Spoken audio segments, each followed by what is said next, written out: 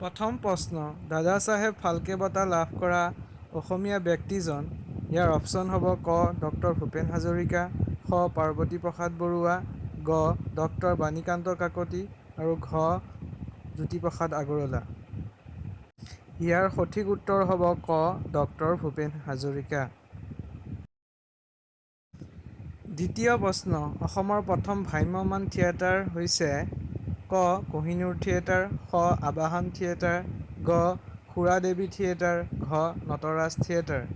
ইয়াৰ সঠিক উত্তৰ হ'ব ঘ নটৰাজ থিয়েটাৰ। ৩ নম্বৰ প্ৰশ্ন, স্বৰ্ণলতা এখন ঐতিহাসিক উপন্যাস কোনে ৰচনা কৰিছিল? ইয়াৰ অপশ্যন হ'ব ক যোগেশ দাস, খ ধ্ৰুৱজ্যোতি বৰা, গ তৈলুক্য ভট্টাচাৰ্য, ঘ তিলোত্তমা মিশ্ৰ। ইয়াৰ সঠিক উত্তৰ হ'ব ঘ তিলোত্তমা মিশ্ৰ। ৪ নম্বৰ প্ৰশ্ন, দক্ষিণ-পূব এছিয়া ৰামায়ণ গৱেষণা কেন্দ্ৰৰ প্ৰতিষ্ঠাপক কোন আছিল? ইয়াৰ অপশ্যন হ'ব ক ডক্টৰ ভূপেন হাজৰিকা, খ ডক্টৰ মামণি ৰয়ছম গোস্বামী, গ ধ্ৰুৱজ্যোতি বৰা, ঘ মালিনী। ইয়াৰ সঠিক উত্তৰ হ'ব ঘ ডক্টৰ মালিনী। ৫ নম্বৰ প্ৰশ্ন, সাহিত্য একাডেমী বঁটা লাভ কৰা প্ৰথমখন অসমীয়া উপন্যাস কোনখন? ইয়াৰ অপশ্যন হ'ব ক অন্তৰীপ, খ ইয়াৰো ইংগম, গ বনফুল, ঘ মামৰে ধৰা তৰোৱাল। ইয়াৰ সঠিক উত্তৰ হ'ব খ ইয়াৰো ইংগাম। ৬ নম্বৰ প্ৰশ্ন, কাঠনিবাৰীৰ ঘাট চুটিগল্পৰ সংকলন কোনে ৰচনা কৰিছিল? ক সৌৰভ কুমাৰ চলিহা, খ মহিম বৰা, গ মামণি ৰয়ছম গোস্বামী, ঘ হীৰেন ভট্টাচাৰ্য।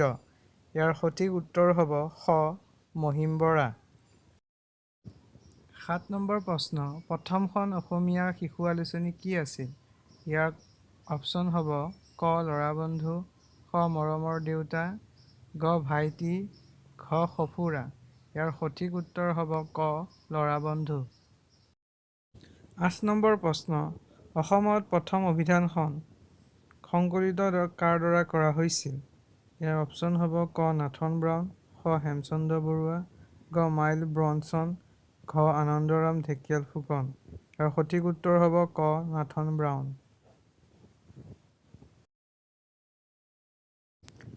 ৯ নম্বৰ প্ৰশ্ন, কাক বিহগী কবি বুলি জনা যায়? ইয়াৰ অপশ্যন হ'ব ক ছৈয়দ আব্দুল মালিক, খ ৰঘুনাথ চৌধুৰী, গ নীলমণি ফুকন, ঘ নলিনীবালা দেৱী।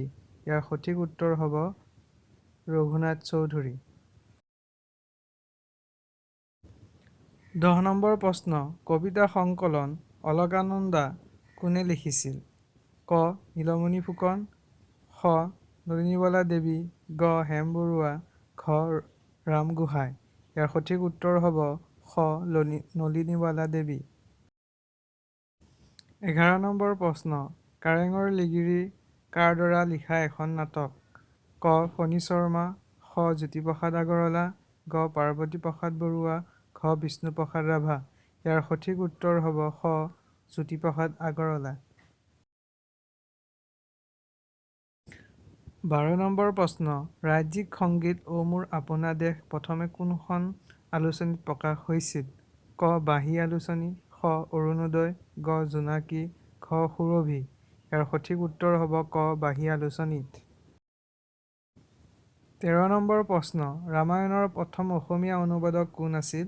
ক ৰাম সৰস্বতী, খ মাধৱ কন্দলী, গ মাধৱদেৱ, ঘ অনন্ত কন্দলী। ইয়াৰ সঠিক উত্তৰ হ'ব খ মাধৱ কন্দলী। ১৪ নম্বৰ প্ৰশ্ন, শংকৰদেৱে লিখা সকলো কিতাপৰ ভিতৰত নিম্নলিখিত কোনখন কিতাপ আটাইতকৈ সৰু? ক কীৰ্তন, খ গুণমালা, গ কালীয় দমন, ঘ দশম। ইয়াৰ সঠিক উত্তৰ হ'ব খ গুণমালা।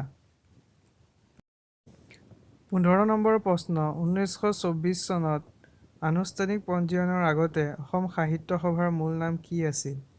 ক অসম সাহিত্য সমাজ, খ অসম সাহিত্য সমিতি, গ অসম সাহিত্য সন্মিলনী, ঘ অসম সাহিত্য সভা।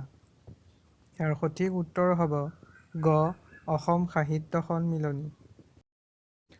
১৬ নম্বৰ প্ৰশ্ন, সাহিত্য একাডেমী বঁটা বিজয়ী কিতাপ দেওলাংখুই লেখক কোন আছিল? ক. নিৰুপমা বৰগোহাঁই, খ. ৰীতা চৌধুৰী, গ. পূৰবী বৰমুদাই, ঘ. নিৰ্মলপ্ৰভা বৰদলৈ। ইয়াৰ সঠিক উত্তৰ হ'ব খ. ৰীতা চৌধুৰী। ১৭ নম্বৰ প্ৰশ্ন, নিম্নলিখিত কাক অসমীয়া গদ্যৰ পিতৃ বুলি কোৱা হয়? ক. শংকৰদেৱ, খ. ভট্টদেৱ, গ. লক্ষ্মীনাথ বেজবৰুৱা, ঘ. Nathan brown. ইয়াৰ সঠিক উত্তৰ হ'ব খ. ভট্টদেৱ বা বৈকুণ্ঠনাথ ভাগৱত ভট্টাচাৰ্য। ১৮ নম্বৰ প্ৰশ্ন, কোনে প্ৰথম অসমীয়া ব্যাকৰণ লিখিছিল? ক. লক্ষ্মীনাথ বেজবৰুৱা, খ. মাইল ব্ৰনছন, গ. নাথন ব্ৰাউন, ঘ. গুণভিৰাম বৰুৱা। ইয়াৰ সঠিক উত্তৰ হ'ব গ. Nathan brown. ১৯ নম্বৰ প্ৰশ্ন, শংকৰদেৱে লিখা প্ৰথম অংকীয়া নাট আছিল? ক. ৰুক্মিণী হৰণ, খ. পত্নীপ্ৰসাদ, গ. পাৰিজাত হৰণ, ঘ. চিহ্ন যাত্ৰা। ইয়াৰ সঠিক উত্তৰ হ'ব ঘ. চিহ্ন যাত্ৰা। ২০ নম্বৰ প্ৰশ্ন, কাক প্ৰথম অসমীয়া চনেট বুলি গণ্য কৰা হয়?